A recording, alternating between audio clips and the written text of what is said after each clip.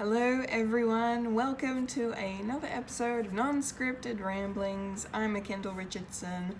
Thank you for joining me because today we're going to be talking all about the very contentious and hotly debated, and I think is actually okay, Star Wars Episode 1, The Phantom Menace.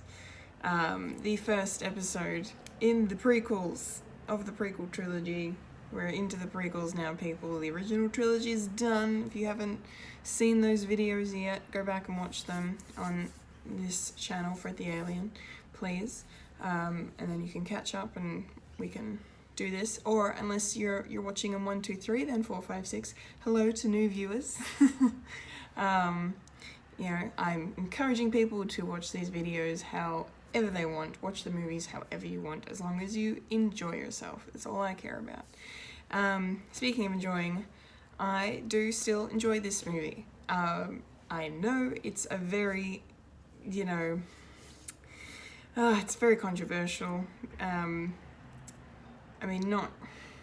just Phantom Menace, but the prequel trilogy as a whole. Like, there's so many people out there that loathe them and detest them, but for me, I was a kid when these came out. I was, I grew up on them. I watched the original trilogy first, but then these new movies came out when I was, in primary school, in high school, and, they were just so exciting. It was a really exciting time. Regardless of what you think of them, it was super exciting. Just like, what probably young people today have been feeling watching 7, 8, and 9 and all the other Star Wars related content that's, on our screens these days. It's really exciting.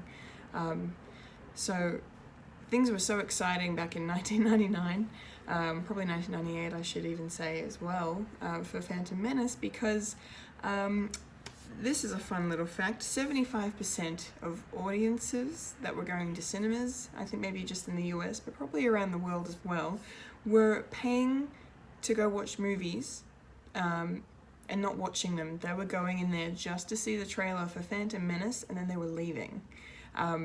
That's how crazy this was when this movie came out. Like, it's just insane. And, back then, obviously, there was no YouTube. The internet was still fairly new to a lot of people.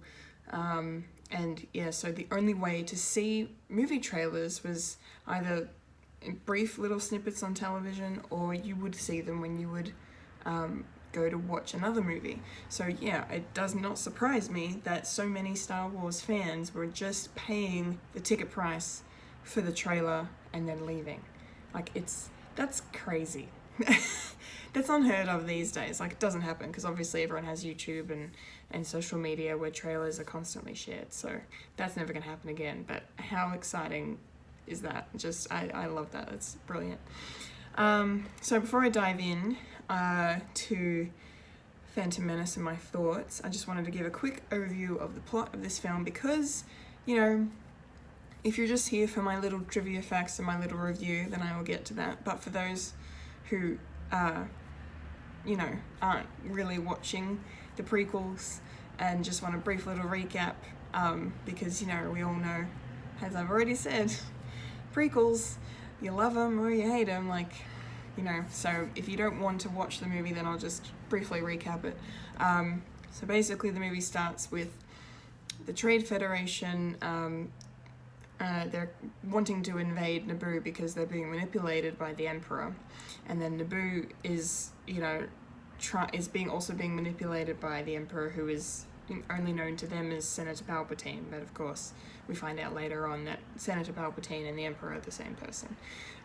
So he's the villain of this entire prequel trilogy, and he is manipulating everybody where he wants them so he can gain power in the Senate. So, because by the end of the film, he's deposed Chancellor Valorum, and he's the new Supreme Chancellor of the Senate, and he's running the show. His public face as Chancellor Palpatine, and then his, not so public face as the evil Darth Sidious, the Emperor. But before all that happens, Supreme Chancellor Valorum dispatches 2 Jedi Knights, which are Qui-gon Jinn and Obi-Wan Kenobi. They get dispatched to try and break up this dispute between the Trade Federation and the Naboo. Obviously the Emperor is like, nah, get lost. So they try to kill the Jedi, but of course, you know, that's a little trickier than it seems. And Qui-Gon and Obi-Wan end up on Naboo, and they're trying to, you know, get to the Queen and her people so they can, you know, rescue them from the impending invasion, because the Trade Federation are preparing to invade Naboo as the Jedi arrive. And then this is where they meet Jar Jar Binks. More on him later. And he takes them to Gungan City under the water, and you meet all of the Gungans and Boss Nass, and all of that happens. And then Jar Jar goes with the Jedi up to see Queen Amidala and her people, and then they end up getting attacked, obviously, and they have to be rescued and taken away, and they end up in space. They escape all on one of her ships, but the ship's damaged, so they have to divert to Tatooine so they can get the parts they need to get to Coruscant, which is the capital, which is where the Senate is.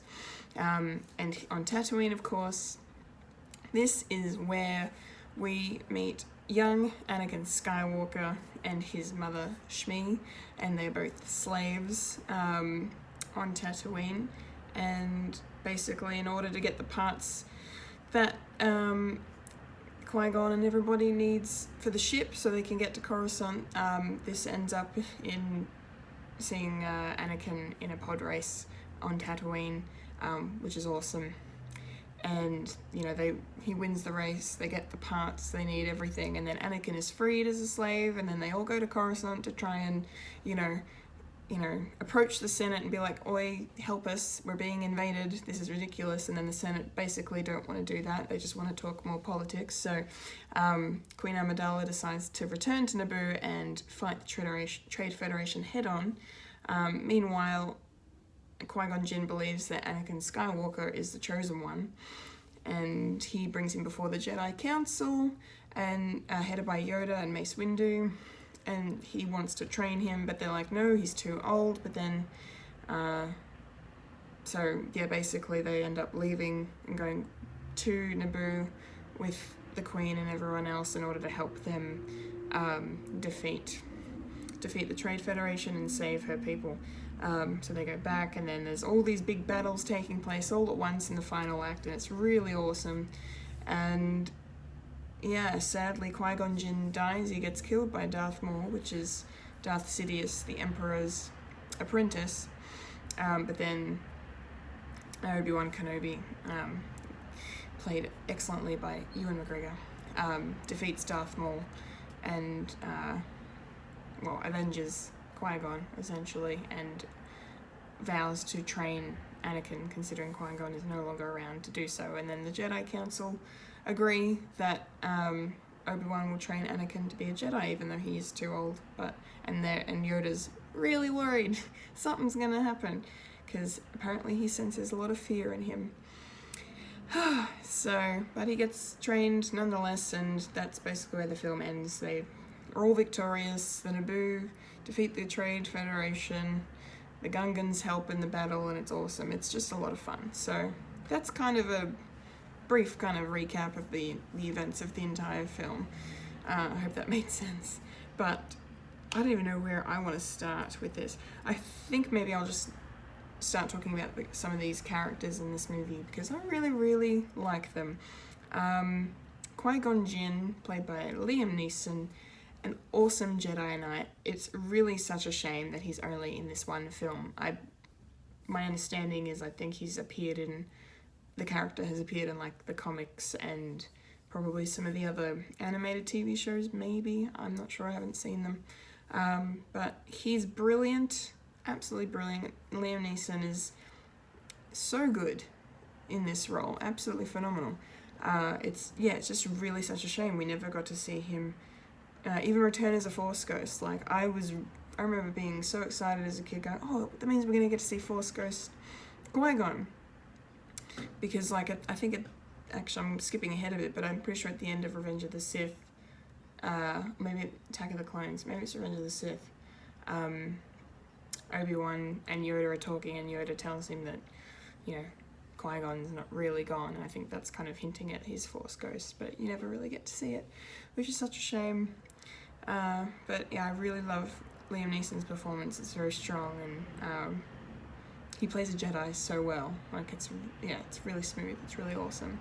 Speaking of Jedis, young Ewan McGregor as a young Obi-Wan Kenobi, best casting ever. It's perfect.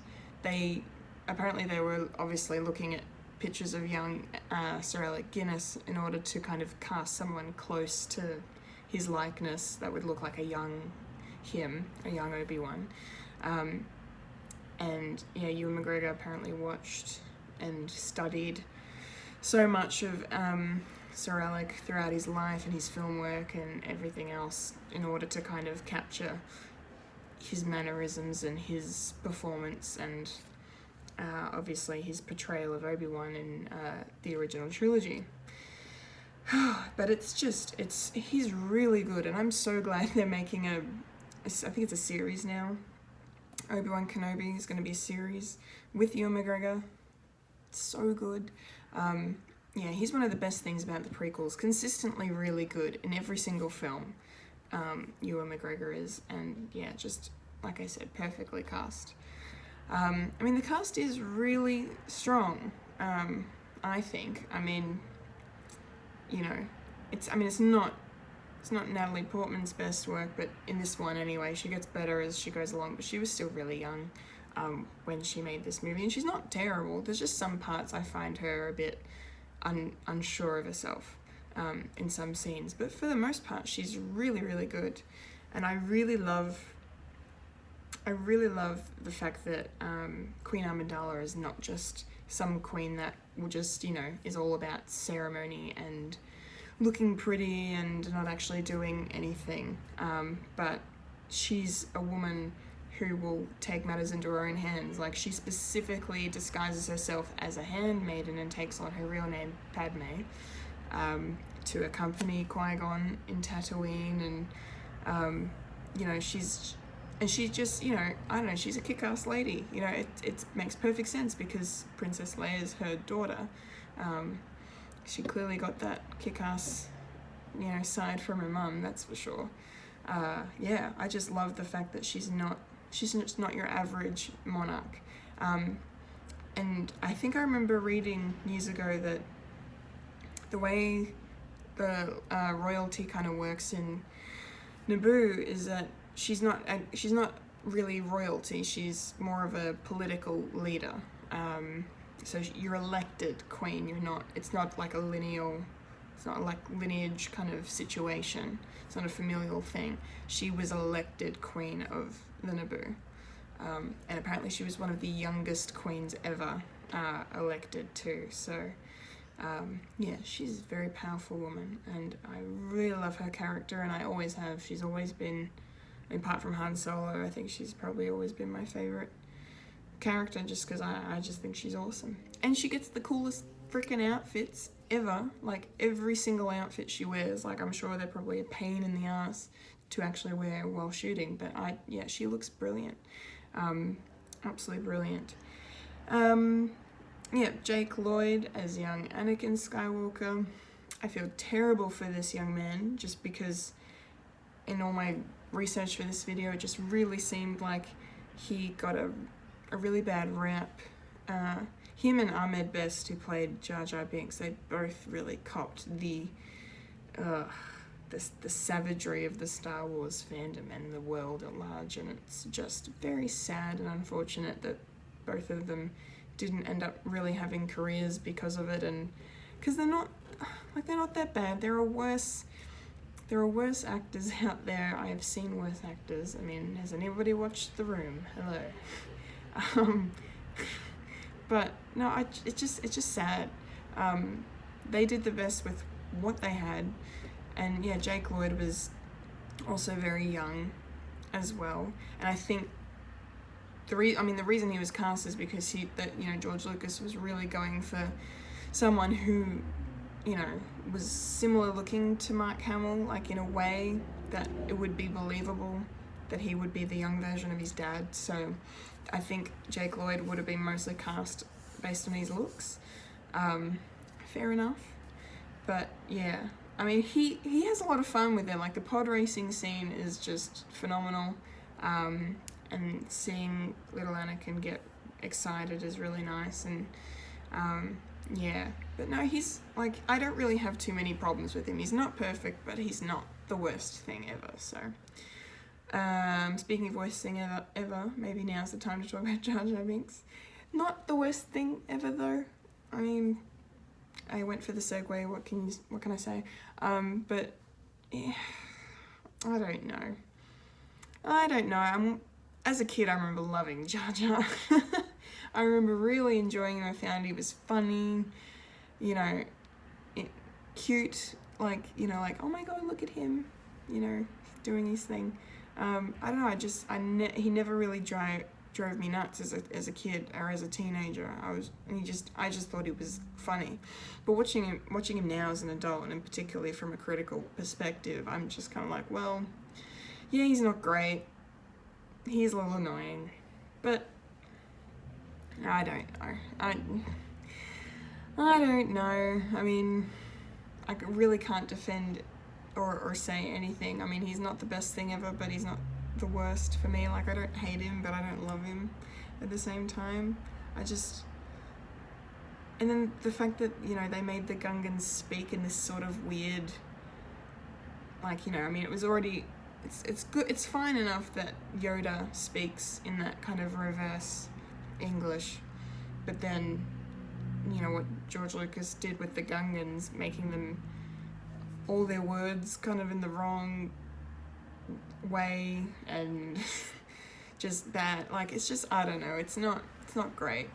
It's really not great. And then a lot of people were criticizing Jar Jar Binks for being kind of a bad Afro-American stereotype, which is just a whole nother can of worms that I won't go into, because I as a white person don't really have anything to add to that. So except for the fact that, you know, that's really unfortunate that that's the way he's coming across, because that's not cool at all.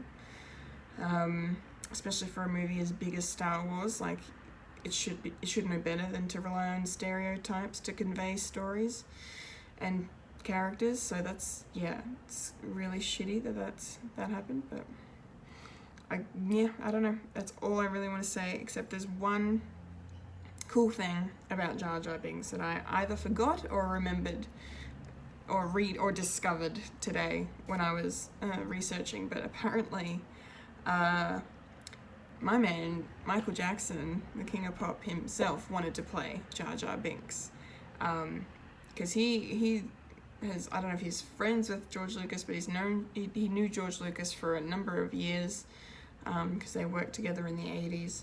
And yeah, he wanted to play Jar Jar, and he fully was committed and ready to do it. He's like, we'll do it prosthetic wise, like, you know, how he did it in Thriller with the werewolf and the zombie makeup and all of that. He's like, I'm ready to do this, I want to be a part of this. And George Lucas apparently turned him down because George Lucas wanted to do everything CGI, and Jar Jar was going to be a CGI character.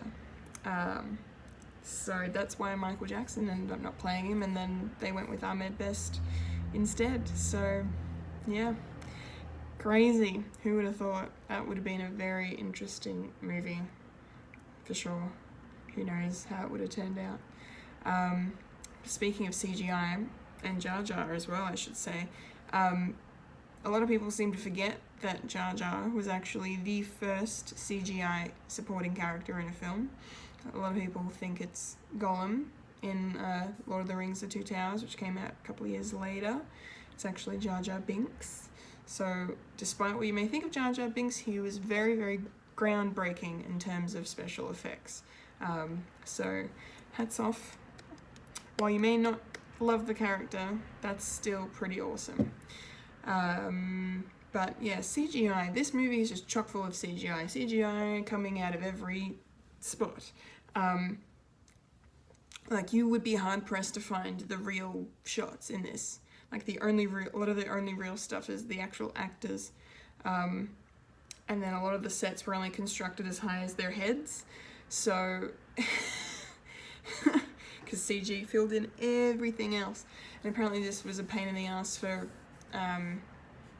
the visual effects people because of Liam Neeson's height, because he was like 6 foot. He's like 6'5" or something ridiculously tall.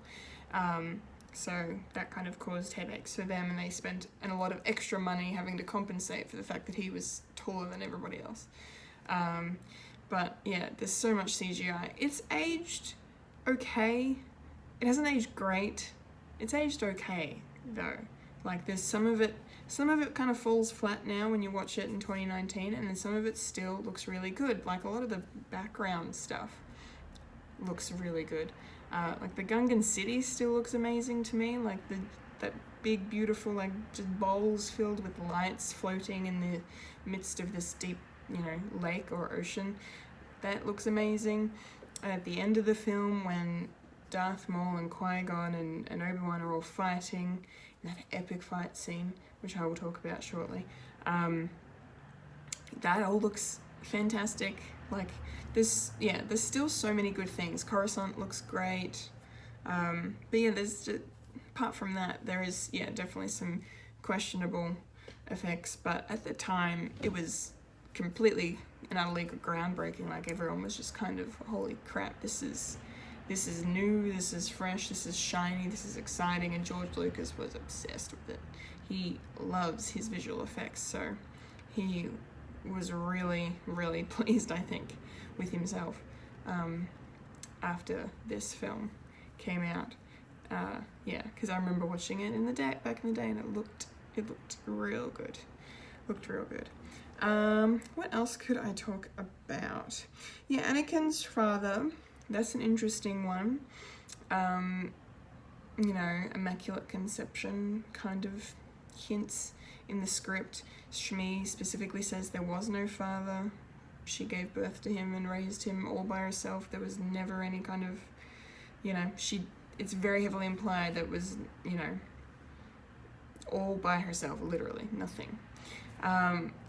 In a recent comic book, though, they officially confirmed, there was a theory, I think, that went on for a while, but they confirmed it in this comic that it's actually the Emperor, technically, because Anakin was conceived by midichlorians, which are the microscopic creatures that live in your cells, and they're, basically how the Force kind of works, the Force is the midichlorians. Like it's really, it's weird and unnecessary, but apparently Palpatine used the midichlorians to conceive Anakin. So the only reason Anakin exists is because Palpatine wanted him to, because he gained the ability to create life. So there's that. Midichlorians, not a fan of that concept. I mean, it's okay, but I feel like I prefer the Force as kind of some unknown kind of entity that kind of just is, and it doesn't need to be explained. It just is. It's weird coming from me because I kind of love science as well, but I don't think there's any science necessary with that. Like I wouldn't want someone, I wouldn't want J.K. Rowling suddenly writing into the Harry Potter book that there was something like, some midichlorian-esque thing that allowed, humans to be magical, actually get down to the physics of it all, the chemistry of it all, and the biology of it all, and explain it from the bottom up. Like, no, I don't.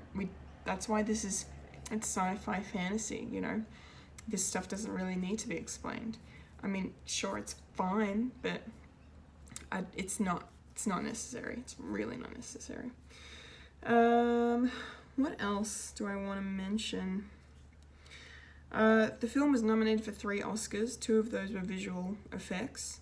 No nomination for film score, which to me is a travesty, considering this movie gave us, outside of the Imperial March and, basically all of the themes from the original trilogy, this was the film that gave us Duel of the Fates. The epic score from epic composer John Williams. The score was, you know, right behind qui-gon and Obi-Wan and Darth Maul as they're fighting, they're dueling in the climax of the film, and it's awesome. It's amazing. I didn't even know, but there's chanting in the music, right? So I didn't even know what that was. When I was researching for this again, I found out that the words are being chanted in Sanskrit, which was translated from a Welsh poem, that was written in medieval times, and it's called, where is it? Cad Godu, which translates to the Battle of the Trees. And John Williams took a certain stanza from this poem, and that became the lyrics in Sanskrit for Duel of the Fates. And the English translation goes, "Under the tongue root, a fight most dread, and another raging behind in the head." Pretty cool. Pretty intense. Yeah, it's amazing. The Duel of the Fates scene is pretty much the biggest saving grace of not only this film, but the entire trilogy. Like, every time I go to defend the prequel trilogy, every time I go to defend the prequel trilogy to someone, I always bring up Duel of the Fates. I'm like, excuse me, you cannot forget this, because it is perfection. In fact, I love the entire third act of this movie. It's so good. I don't understand why people rag on this film so much. And I know it's the Jar Jar Binks of it all, but literally, the final act is just, there's so much going on. You've got 4 different major fights happening all at once. And at no point does it feel like we're cutting away from one to sacrifice the other and show more of one and we're missing out. You don't miss anything. It's paced so well, it's handled so well, it's shot so well, like it's brilliant. You know, as well as the Duel of the Fates going on, you've got, you know, obviously the Gungans and the battle droids are having their war on the big field, and that looks really awesome. Padme and her crew are fighting in the palace to kind of, they're trying to get to the Viceroy, the head of the Trade Federation, Newt Gunray, so they can capture him and then disable the droids somehow, and end the whole blockade and the invasion. And then the other one, you've got, obviously, in space, the Naboo starfighters are fighting against the Trade Federation fighters. Anakin gets to go up into space for the first time, and he accidentally takes out one of their main ships, which takes out all the droids down below. And it's awesome. It's so good. Like, it really is. It's probably one of my favorite sequences in any Star Wars film, I reckon, the entire third act. It's so great. I can't stress this enough, how good it is. It's just brilliant. What else could I mention? Apparently Benicio del Toro was originally going to be Darth Maul at one point. That's interesting. He ended up being in Star Wars, just not in the best of movies. But anywho, yeah, I think, the film story, this is interesting. It actually comes from the first draft of A New Hope, before it was even called A New Hope. The name Mace Windu came from the first draft. The phrase Padawan learners came from the first draft. So George Lucas basically took his draft out and kind of rewrote that in a different way to make it episode 1, which I think is, I think it's pretty nifty. Pretty damn nifty. And it was also the first time that George Lucas had directed a movie since A New Hope as well. Because I feel like he really doesn't like directing much at all. He much prefers to write and maybe oversee certain other parts of the filmmaking process, but I don't think he likes, from what I'm gathering while I'm doing all this research with all of these different films, is that he really doesn't seem to like directing actors. He doesn't really seem to give good direction in terms of their performances, which I feel like some of that onus needs to be on George Lucas if you're ever going to talk about maybe bad acting. So before, when I was mentioning Jake Lloyd and maybe Natalie Portman, I mean, that could be down to George Lucas's poor directing. Maybe. I don't know. It's hard to say, but there's factors.